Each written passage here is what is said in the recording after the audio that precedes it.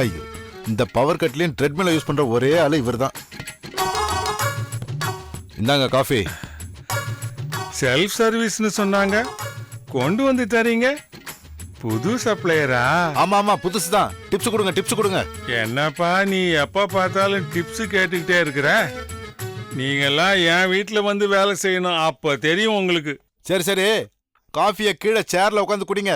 Exercise பண்ணிட்டே குடிக்காதீங்க. ஆ.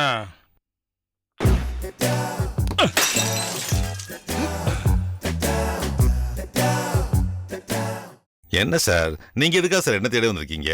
ஒரு phone பண்ணிருந்தீங்கன்னா நானே வந்து உங்களை பார்த்துருப்பேனே. இதுல என்ன இருக்கு சத்யா? பாராட்டணும் நம்ம நினைச்சிட்டோம்னா அவங்கள நேர்ல போய் பாராட்டணும். அப்பதான் அவங்களுக்கும் சந்தோஷம், பாராட்டணும் நினைச்ச நமக்கும் சந்தோஷம். நீங்க பாராட்டுற அளவுக்கு அப்படி என்ன சார் நான் சாதிச்சிட்டேன்? மார்க் ஹாஸ்பிட்டல் எக்ஸஸ் பில்லை பத்தி அந்த ஷேக் கிட்ட சொன்னீங்களா? ஆமா சார். அப்போ அந்த ஷக்கீலாவுடைய பிடியில இருந்து ஷேக் தப்பிச்சிட்டார்ல? ஆமா சார். நீங்க நினைச்சா யாரோ என்னமோ நஷ்டம் அடைஞ்சிட்டு போறாங்க, நமக்கு என்னன்னு வெட்டுவத்தியா இருந்திருக்கலாம். ஆனா நீங்க அப்படி செய்யல. பொறுப்பா அந்த ஷேக்கை காஷன் பண்ணீங்க. ஷேக்கை காப்பாற்ற வேண்டிய பொறுப்பு எனக்கும் இருக்கிறத நான் உணர்ந்தேன். அதனால ஷேக்கை மீட் பண்ணி அவரை நான் உஷார்படுத்திட்டேன். அவரும் நான் சொன்னதை புரிஞ்சுக்கிட்டு மார்க் ஹாஸ்பிட்டலுடைய கான்ட்ராக்ட் கட் பண்ணிக்கிட்டு கல்ஃபுக்கு போயிட்டாரு. சத்யா, நீதி நேர்மை நியாயம் இதெல்லாம் இப்ப காண கிடைக்காத மியூசியம் ஐட்டம் ஆயிடுச்சு. கோடிக்கணக்கில் லஞ்ச ஊழல் தாண்டவம் ஆடுறப்ப மனுஷ மனசு மயங்காம இருக்கிறது உலக சாதனை தான். சத்யா, இவ்வளவு பேசுற நானே ஷக்கீலா வீசின வலையில மாட்ட இருந்தேன். இப்போதான் தேவி மூலமா மீண்டு வந்தேன். அப்படி சொல்லாதீங்க சார். உங்களுக்கு ஏற்பட்ட சோதனை எனக்கும் ஏற்படலாம். என்னமோ இப்ப நான் தப்பிச்சிட்டேன். லஞ்ச வழக்கில் பெரிய பெரிய பேர்கள் எல்லாமே அடிபடும் போது இந்த சத்யாவோட சின்ன பேர் எப்படி தப்பிச்சிச்சுன்னு எனக்கே ரொம்ப ஆச்சரியமா இருக்கு. ஆனா நீங்க லட்சங்களை ஒதுக்கி லட்சியத்துக்காக வாழ்றீங்க. உங்களை கம்பேர் பண்ணும்போது நான்லாம் ஒண்ணுமே இல்லை. தப்பா நினைக்காதீங்க சார். உங்களுக்கு ஏற்பட்ட இந்த சோதனை எனக்கும் ஏற்படலாம். என்னுடைய நல்ல நேரம், நான் தப்பிச்சிட்டேன்.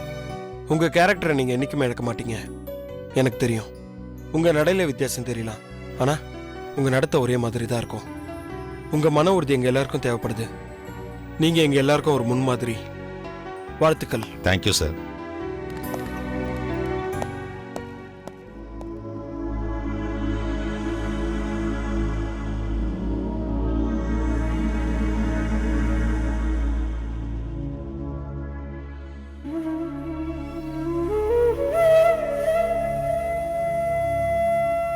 ஏன் என்ன கீழே விழ வச்ச? என்ன ஏன் கூட்டிக்க மாட்டேங்கிற? இரு இரு. எனக்கு இப்பதான் லேசா ஞாபகத்துக்கு வருது. இது இது என் வீடு. என் வீடு இது. இது கிரிஜா உட்காந்து பூஜை பண்ணின ரூமு. என் வைஃப் கிரிஜா. இவ்வளவு நாள் என்னாச்சு எனக்கு? கிரிஜா, கிரிஜா.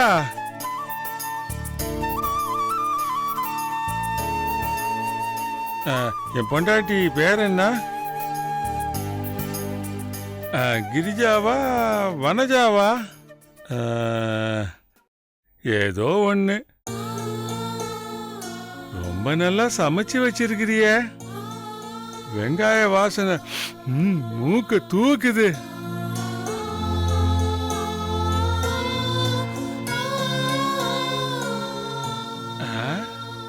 யார் அது? கிரிஜா, கிரிஜா, இங்க வா. சேச்சே, அது பக்கத்து வீடு. இதுதான் நம்ம வீடு. கிரிஜா, எங்க இருக்க? சாப்பாடு போடு. கிரிஜா,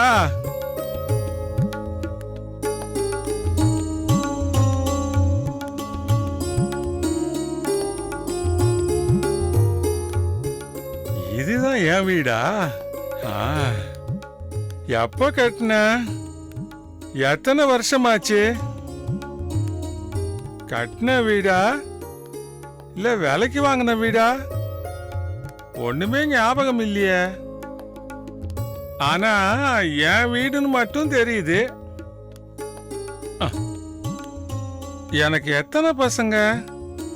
3 4 இல்ல பசங்களே கிடையாதா? ஆண்டவா என்ன going up in life, going up in life. எத்தனை ரூம் கட்டியிருக்காங்க மாடியில? 1 2 அப்புறம்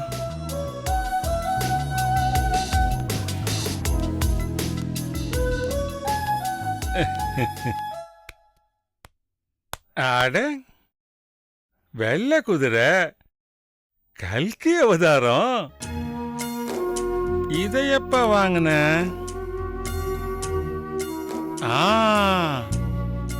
ஒரு ஒரு உயில் எழுதுனே,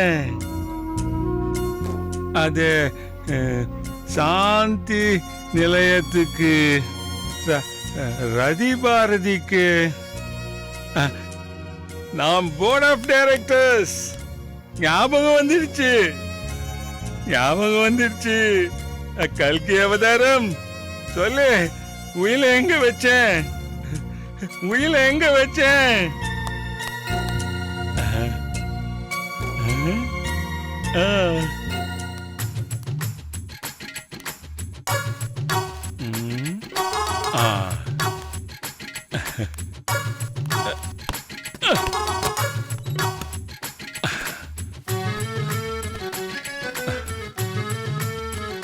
அப்பாடா.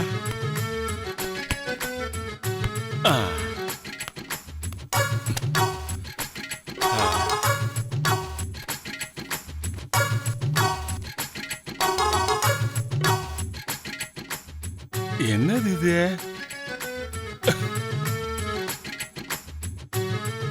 என்னது இது? என்ன பை இது?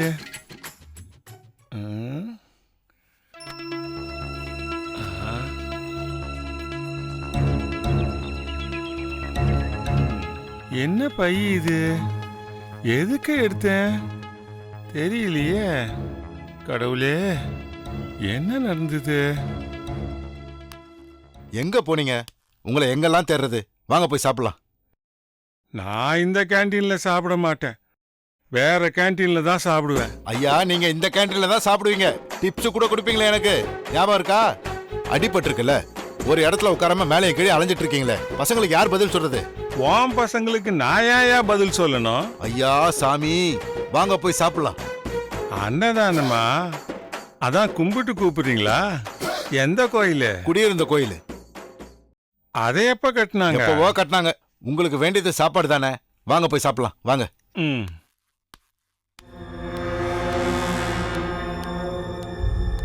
தேவி, தேவி, ஆகாஷ், தேவி எங்க? என்ன விஷயம்? அவகிட்ட நான் கொஞ்சம் பேசணும். வெளியே போயிருக்கா? அவளுக்கு என்ன பெரிய பிஸ்தா நினைப்பா? என்ன பத்தி பத்திரிக்கையில தப்பா இன்டர்வியூ கொடுத்துருக்கா. அவளா ஒன்றும் கொடுக்கல, இன்டர்வியூ வேணும்னு கேட்டாங்க, அதனால கொடுத்தா. பை த பை, அவளை முறையா அட்ரஸ் பண்ண. முறைகேடா நடந்துகிட்ட அவகிட்ட என்ன பெருசா முறையா பேசுறது? குளோபல் வார்மிங்ல இருந்து ஷேர் மார்க்கெட் டவுன் ஆனது பத்தி வரைக்கும் எதை வேணாலும் இன்டர்வியூவா கொடுக்கட்டும். என்ன பத்தி, ஏன் ஹாஸ்பிட்டலை பத்தி எதுக்காக அவ இன்டர்வியூ கொடுக்கணும்? நான் என்னமோ ஏஜென்ட் மூலமா ஃபாரின்ல இருந்து பேஷண்ட்ஸ் எல்லாம் வர வச்சு அவங்க கிட்ட கோடி கோடியா பணம் கொள்ள அடிக்கிறதா சொல்லிருக்கா. அவ என்னதான் மனசுல நினைச்சிட்டு இருக்கா? அவளுக்கு பொய் பேசி பழக்கம் இல்ல, உண்மையதான் சொல்லிருக்கா. உண்மையா இருந்தா எதை வேணாலும் பேசிடுவீங்களா? பரபரப்பான நியூஸ் கிடைச்சா பப்ளிக் வரைக்கும் கொண்டு போறதுக்கு மீடியா காத்துக்கிட்டு இருக்கு. இதனால என் ஹாஸ்பிட்டலோட ரெப்யூட்டேஷனே போச்சு. அட்மிட் ஆன பேஷண்ட் தானா டிஸ்சார்ஜ் ஆகி போயிட்டான். இனிமே ஃபாரின் பேஷண்ட்ஸ் யாருமே என் ஹாஸ்பிட்டல் பக்கமே வரமாட்டாங்க. இதெல்லாம் தெரியாதா உன் தேவிக்கு? இங்க பார், இதால ஒன்னும் ஹாஸ்பிட்டலுடைய பேரு, ரெப்புடேஷன் இதெல்லாம் ஒன்னும் பாதிக்கப்படாது. யாரும் ஹாஸ்பிட்டல்ல இருக்கணும்னு ஆசைப்படுறாங்களோ அவங்க இருப்பாங்க, யார் போகணும்னு நினைக்கிறாங்களோ அவங்க போவாங்க. நீ வேணா ஒன்று பண்ண, எங்க ஹாஸ்பிட்டல்ல நாங்க நியாயமா தான் ஃபீஸ் வாங்குறோம் அப்படின்னு பத்திரிக்கையில மறுப்பு கொடு. டிஸ்சார்ஜ் ஆன பேஷண்ட்டும் அட்மிட் ஆவான், உன்னோட ரெப்புடேஷனும் பாதிக்கப்படாது. இதே தேவி உன்னை பாராட்டி பத்திரிக்கையில பேட்டியும் கொடுப்பா. அதை விட்டுட்டு இங்க என் வீட்டுல வந்து கத்திக்கிட்டு இருக்காங்க. பழச கொஞ்சம் நினைச்சு பாரு ஆகாஷ். உன்னை சாந்தி நிலையத்துல ஒரு புழு மாதிரி ட்ரீட் பண்ணப்ப, உன்னை வேண்டான்னு ஒதுக்குனப்ப, உன்னை மார்க் ஹாஸ்பிட்டலுக்கு கூட்டிட்டு போய் அவ்ளோ பெரிய போஸ்ட்ல உட்கார வச்சது நான். அதுக்கு நல்ல பிரதி உபகாரம் பண்ணிட்டேன். சத்யாவை தூண்டி விட்டு ஷேக்க வெளியேத்தினியே, அதத்தான் சொல்றேன். அந்த ஷேக் கொடுத்த டொனேஷனை திரும்ப புடுங்கிட்டான். பிசினஸ் கான்ட்ராக்டையே கேன்சல் பண்ணிட்டான். உனக்கு அந்தஸ்தையும் அதிகாரத்தையும் கொடுத்த எனக்கு நல்லாவே நன்றியை காட்டிட்டேன். இங்க பார், உன் பாஷையில சொல்லணும்னா உன் வியாபாரத்தை கெடுக்கிறது ஒன்றும் என் நோக்கம் இல்லை. சத்யா வெளிநாட்டு பேஷண்ட்டுக்கு ஹெல்ப் பண்றதா நினைச்சு செஞ்ச காரியம் எந்த டைரக்ஷன்ல போயிட்டு இருக்குன்னு அவருக்கு கோடிட்டு காட்டினேன். இதுல சத்யா சம்பந்தப்பட்டிருக்கிறதாலையும் நாளைக்கு சத்யாவோட பேர் கெட்டக்கூடாதுங்கிற ஆதங்கத்தினாலையும் தான் எனக்கு தெரிஞ்ச தகவலை நான் சத்யா கிட்ட சொன்னேன். நோ ஆகாஷ், இனிமே நீ என்ன ஆறுதல் சொன்னாலும் அதை என் மனசு கேட்காது.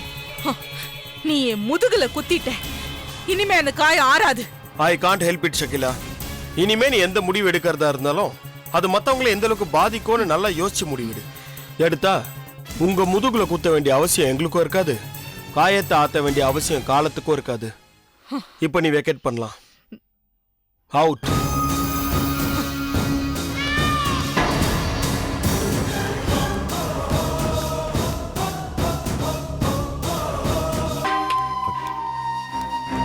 பார்த்து வாங்க ஐயா. மெதுவா இப்படி வாங்க. இந்த பக்கம் பார்த்து பார்த்து வாங்க.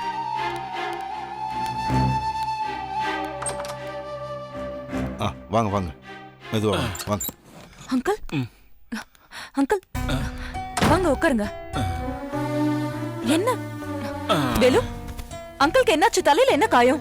மேடம், வீட்டில் ட்ரெட்மில்ல வாக்கிங் போயிட்டு இருந்தாரு. திடீர்னு கால் தடுக்கி கீழே விழுந்துட்டாரு. கீழே விழுந்ததுல இருந்து ஏதோ ஞாபகம் வந்த மாதிரி பேசுறாரு, ஏதோ புலம்புறாரு. என்ன பண்றதுன்னே தெரியல மேடம். சரி, நான் அவங்க பசங்களுக்கு ஃபோன் பண்ணா ஃபாரின்ல இருந்து வர முடியாதுன்றாங்க. மும்பைல இருக்கிற இவர் பொண்ணுக்கு ஃபோன் பண்ணா அவங்க பொண்ணுக்கு எக்ஸாமா, அதனால வர முடியாதுன்னு சொல்லிட்டாங்க. எனக்கு என்ன பண்றதுன்னே புரியல மேடம். அதான் இங்க கூட்டிட்டு வந்துட்டேன். You don't worry. அங்கிள் சாந்தி நிலையத்தோட கோ ஃபவுண்டர்.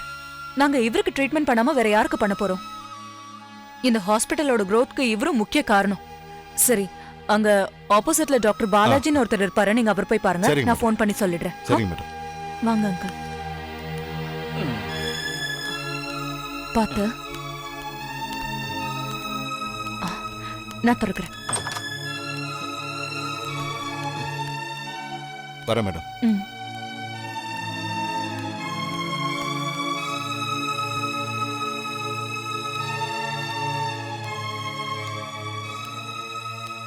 ஐயா, இப்படி உட்காருங்க.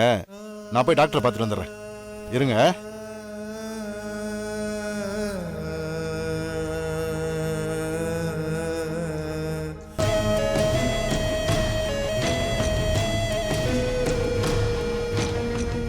டாக்டர் பாலாஜி, நம்ம hospital co founder Kumararaja sir வந்திருக்காரு. ஆமா, அவருக்கு ஒரு ஜெனரல் செக்அப் பண்ணி அந்த ரிப்போர்ட் எனக்கு அனுப்பி வச்சிருங்க. எஸ், கொஞ்சம் இமீடியட்டா அட்டென்ட் பண்ணுங்க. தேங்க்யூ. வாங்க போலாம்.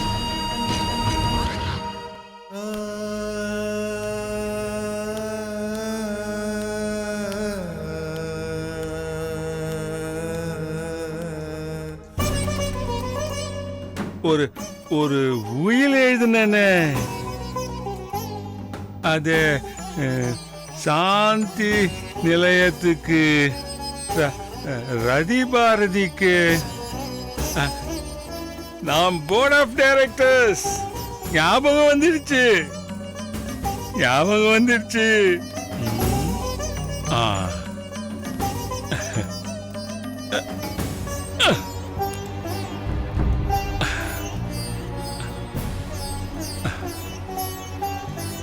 அப்பாடா.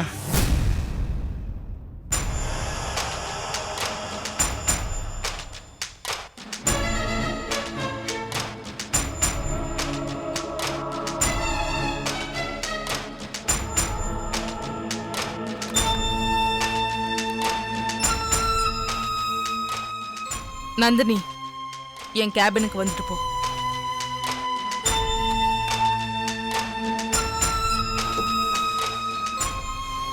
Good morning madam. Bangalore conference போக வேண்டிய டாக்டர்ஸ் டெஸ்ட் ப்ரிப்பரேஷன்ல தான் இருக்கேன். அதெல்லாம் இருக்கட்டும், முதல்ல உட்காரு. உன்கிட்ட கொஞ்சம் பர்சனலா பேசணும். ஆமா, எப்போ உன் மேரேஜ்? என்னடா திடீர்னு இப்படி கேக்குறாங்களேன்னு பாக்குறியா? இல்ல மேடம், என் கதை முழுசா உங்களுக்கு தெரியும். அது தெரிஞ்சும் இப்படி கேக்குறீங்களே. தெரிஞ்சதுனால தான் கேக்குறேன். ஒரு கள்ள சிரிப்பில் என் உள்ளம் கொள்ளை கொண்டவன் நீ. அழகு பற்றி என்னிடம் ஒரு கவிதை கேட்டார். அன்பே, ஆகாஷ் என்று உன் பேர் சொன்னேன். இப்படி எத்தனையோ கவிதை ஆகாஷ பத்தி எழுதுன, அதையெல்லாம் என்கிட்ட கொண்டு வந்து காட்டியிருக்க. ஆமா, இப்பவும் நீ ஆகாஷோட டச்ல தானே இருக்க? அதான் ஃபோன் பண்ணி சிரிச்சு பேசிக்கிட்டு SMS அனுப்பிக்கிட்டு அடிக்கடி சந்திக்கிற சந்தர்ப்பத்தை ஏற்படுத்திக்கிட்டு. இல்ல மேடம். ஏன்? உன்கிட்ட நான் சொல்லியிருக்கனே, இப்படி எல்லாம் செஞ்சு உன்கிட்ட இருந்து விலகி இருக்கிற அந்த ஆகாஷ் மனசுல இடம் புடின்னு சொன்னனா இல்லையா? நீங்க சொன்னதெல்லாம் செஞ்சேன். அப்போ ஆகாஷ் நம்ம ஹாஸ்பிட்டல்ல இருந்தாரு. நெருங்கி பழக சந்தர்ப்பம் கிடைச்சது. அப்போ ஆகாஷ் தேவிய பிரிஞ்சிருந்த நேரமும் கூட. ஆனா இப்போ நிலைமை தான் வேற மாதிரி ஆயிடுச்சு. ஆகாஷும் தேவியும் தான் ஒன்னாயிட்டாங்களே. இனிமே முயற்சி பண்றது வேஸ்ட்னு நானே விலகிட்டேன். அங்கதான் நீ தப்பு பண்ணிருக்க. இப்படிதான் உன்ன மாதிரி நிறைய பேரு கொஞ்சம் முயற்சி பண்ணிட்டு இடையில மனசு சோர்ந்து போய் முடியாதுன்னு விட்டுடுறாங்க. சீரியஸா முயற்சி பண்ணா எல்லாருக்கும் எல்லாமும் கிடைக்கும். என்ன முன்ன பின்ன கொஞ்சம் லேட் ஆகும். இதுல பொறுமை தான் ரொம்ப முக்கியம். பொறுமையை லூஸ் பண்றவங்களுக்கு வெற்றியும் லூஸ் ஆயிடும். இல்ல மேடம், அவரு தேவியோட சேர்ந்திருக்க இந்த நிலையில நான் என்னதான் முயற்சி பண்ணாலும் அது வேஸ்ட் தான். முடியாது என்பது நம்பிக்கையற்றவர் கானம். முடியும், முயன்று பார், மண்ணில் வரும் வானம். அதுவும் இல்லாம தேவி ரொம்ப யோக்கியமா என்ன? அவளோட பாஸ்ட் ஹிஸ்டரி அத்தனையும் பிளாக் பேஜஸ். அப்படிப்பட்டவளை வேண்டான்னு வெறுத்து ஒதுக்குனவன் ஆகாஷ். இப்ப ஏன் மறுபடியும் சேர்த்துக்கிட்டான்? 1008 காரணம் இருக்கலாம். அவனுக்கு என்ன நிர்பந்தமோ? உடைஞ்ச பாத்திரம் மறுபடியும் ஒன்னாகி இருக்கு. சின்ன விரிசல் விழுந்தா அது உடைஞ்சிராது. அந்த நேரத்துக்காகத்தான் நாம காத்துக்கிட்டு இருக்கணும். அதுக்கான வாய்ப்பை நாம உருவாக்கணும். உருவாக்குவோம். தேவி கிட்ட இருந்து அவனை பிரிப்போம். இந்த தடவை அவங்க பிரிஞ்சா அது ஃபைனலா இருக்கும். மறுபடியும் அவங்க 2 பேரும் ஒன்னு சேர சான்ஸே இல்லை. ஃபார் அ சேஞ்ச், போன தடவை ஆகாஷ் தேவியை விட்டு விலகினான். இந்த தடவை தேவி ஆகாஷை விட்டு விலகிடுவா. அப்படி தேவி அவனை விட்டு விலகி போயிட்டா ஆகாஷ்குள்ள இருக்கிற ஈகோ முழிச்சுக்கும். ஏண்டி, எனக்குன்னு யாரும் இல்லையா? நானும் வாழ்ந்து காட்டுறேன் பார் அப்படின்னு திரும்புவான். யார் பக்கம்? அவனுக்காகவே காத்துக்கிட்டு இருக்கிற ஓம் பக்கம். கேக்குறதுக்கு எல்லாமே நல்லா இருக்கு மேடம். நடக்குமா? நடக்கும். நடத்தி காட்டுவேன்.